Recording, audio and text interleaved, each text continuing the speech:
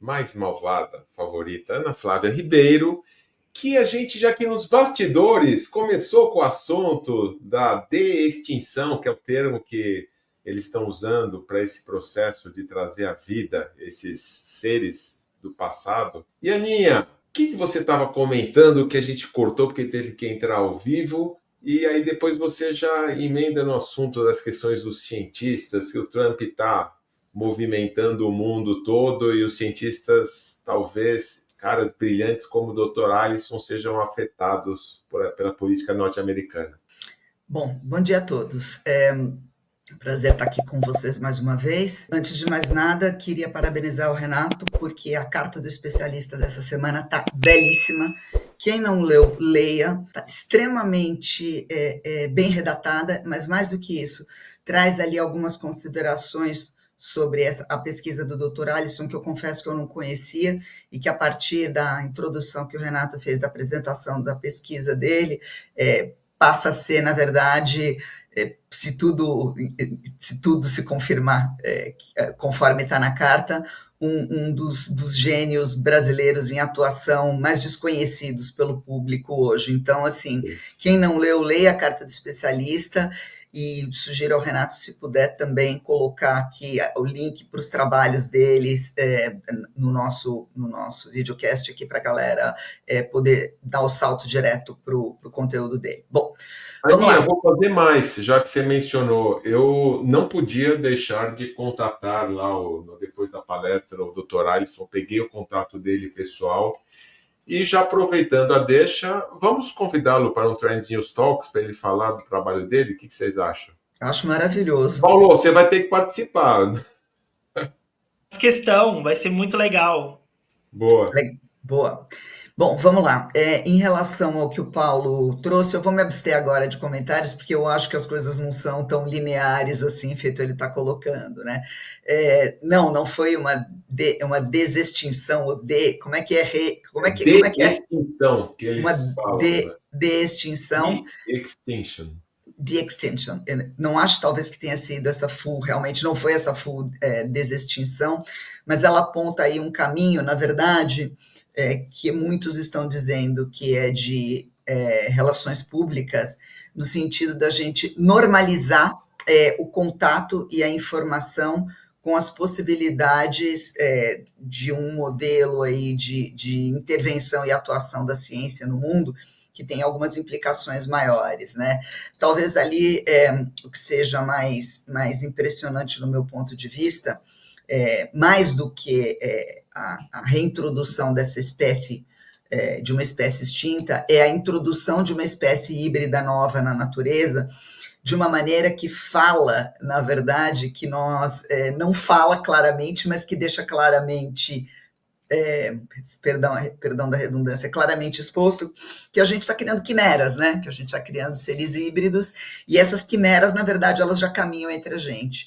E que clonagem também, na verdade, passa a ser algo que está na boca de todo mundo, mas sem trazer aquele, entre aspas, susto, né, de imaginar que muito em breve teremos mamíferos e outras espécies de seres, inclusive, quiçá, seres humanos, clonados caminhando entre nós, né? Então, eu acho que mais do que a de-extinção, a gente tem aqui um novo âmbito de realização de clonagem, que é o que eu acho, na verdade, que a gente está chegando lá, sem falar claramente. Mas acho que vamos observar um pouquinho e tentar guardar um pouco de, não de euforia e nem de ceticismo, mas de observância, né? Pensar sobre quais são as consequências disso daí. Bom, eu vou fazer um link com a notícia do Paulo, falando de algo que não é exatamente uma tendência, uma inovação tecnológica, mas é um modelo que está se consolidando na minha cabeça, desde que o Renato voltou do South by Southwest e do acompanhamento das notícias, que é calcado, e aí eu já vou falar do tema, que é calcado, na verdade, em um novo modelo de atuação política que está se estabelecendo nas grandes democracias, e agora com o pulo do Trump para dentro desse modelo, que me preocupa no sentido de que talvez a gente esteja vendo acontecer hoje nos Estados Unidos, que em teoria é um dos grandes bastiões da democracia hoje no mundo, um abraço a uma segunda reedição do macartismo, tá? Então, para quem não sabe o que foi o macartismo, ele foi um movimento acontecido nos Estados Unidos, tem origens no período da história americana que vai ali de 1950 a 1957. Esse nome veio de um senador, o Joseph McCarthy, que estabeleceu dentro da sociedade americana uma verdadeira caça às bruxas. Então, macartismo é um termo que se refere à prática de acusar alguém ou de subversão ou de traição, ou de desalinhamento com aquilo que se entende com os vetores culturais, econômicos e políticos do sistema vigente, né? Então, os cientistas e jornalistas que na década de 50 do século passado, entre 50 e 57, eram suspeitos de abre aspas, alinhamento com uma segunda ameaça vermelha, alinhado, na verdade, a uma percepção ou uma paranoia da influência nas instituições estadunidenses, da espionagem e da força da então União Soviética na época, trouxe para o seio da sociedade americana, de novo, essa paranoia, né? E essa paranoia, ela significou um período de retrocesso em vários aspectos da sociedade americana. E aí eu não falo somente da liberdade civil, eu falo especificamente da liberdade de imprensa e falo também da pesquisa científica, né? Então, se esse termo, macartismo, foi originalmente cunhado para descrever essa patrulha anticomunista que foi promovida por esse senador republicano, esse termo, adquirindo esse significado muito extenso, ele pode ser usado hoje para descrever o excesso quando governos com pendores autoritários ou populistas se alçam ao poder.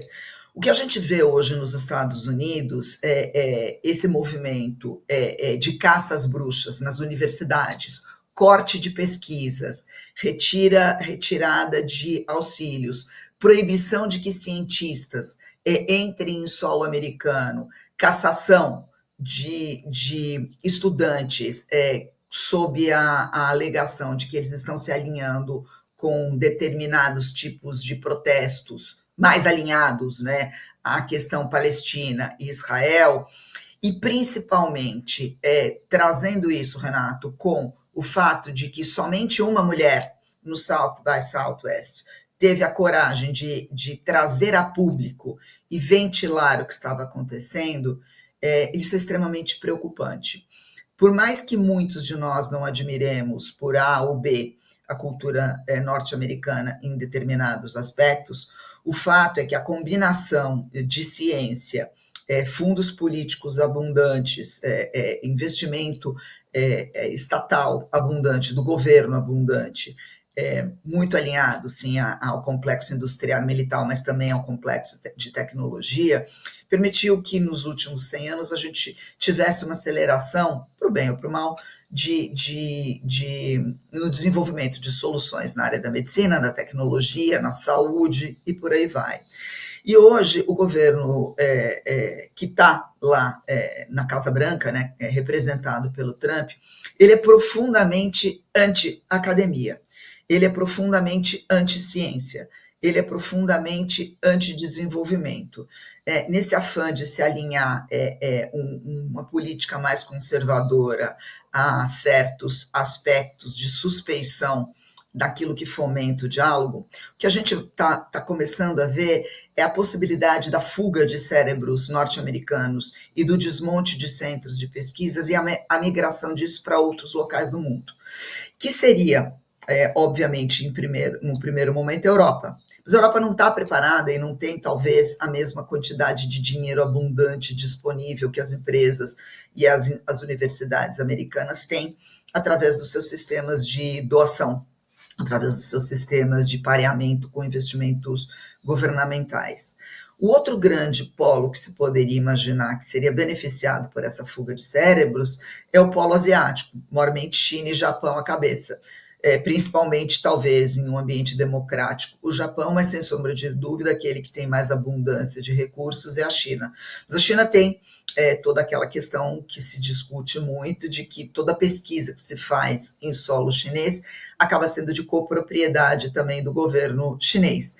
Então, me parece que os cientistas estão vivendo uma situação hoje bastante complexa, que sim, que pode, inclusive, afetar pesquisas como a do Dr. Alisson, que é brasileiro, que eu não sei se ele já é cidadão norte-americano ou não, que é imigrante e que pode se ver por questões totalmente arbitrárias na linha do tiro. Mas o que mais me preocupa disso tudo é a timidez da imprensa norte-americana em falar a respeito disso. Eu fiz uma pesquisa rápida para saber como é que se está tratando o tema hoje, e, na verdade, o que se vê é que as ações contra veículos de comunicação considerados críticos no governo Trump, corte em agências de mídia e, principalmente, remoção de escritórios de imprensa da Casa Branca, ou ações judiciais e ameaças junto com essa retórica hostil, passa a ser o tônus da comunicação. Então, se a gente está falando de inovação, e a gente está falando de algum modelo, de modelos de governo que, de alguma maneira, querem ou podem estar à frente dos processos de desenvolvimento, parece ser que a liberdade de imprensa e a liberdade da pesquisa acadêmica podem significar, sim, um retrocesso grande naquele que é o maior financiador disso hoje no mundo. Mas as empresas de tecnologia podem assumir esse papel? Não, não podem, porque empresas de tecnologia fazem pesquisa aplicada a seus negócios. E mesmo a pesquisa aplicada aos seus negócios precisa dessa pesquisa pura e livre, que seja, entre aspas, aparentemente inútil e desalinhada com o mercado, porque é de lá que saem os insumos para depois se transformarem naquilo que vão vir a ser os grandes novos produtos. Então, galera, é assim, não é bonito, não é fácil, muito provavelmente o governo americano está ouvindo o que nós estamos falando aqui, então se o Renato abrir a boca e falar alguma coisa que eventualmente fique registrada em mídias sociais e algum algoritmo norte-americano entenda como não sendo benéfico ao governo, ele pode ter a próxima entrada dele no South by Southwest barrada. É isso. Então, é assim, ao mesmo tempo que eu tenho que dizer, pensar é resistir, a gente vai ter cuidado com o que a gente fala daqui para frente, porque o Big Brother não é só a respeito do governo chinês. O Big Brother está sentado no ombro de cada um de nós e está muito mais perto do que a gente pensa e imagina. É isso.